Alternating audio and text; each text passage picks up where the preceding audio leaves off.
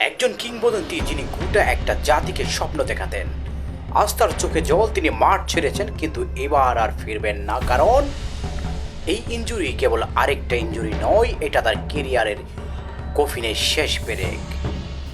Neymar junior, যার এক একটা ড্রিবল ছিল এক একটা কবিতা, যার গোল উদযাপনে হাসত কোটি মানুষ, কিন্তু সেই নেইমার এবার হঠাৎ মাঠে পড়ে গেলেন, হাত দিয়ে চেপে ধরলেন বা ওর চোখে দেখুন অসহ্য যন্ত্রণার ছাপ। প্রথম মনে করা হয়েছিল সাধারণ কিছু, কিন্তু রিপোর্ট বলল ভয়ঙ্কর কিছু।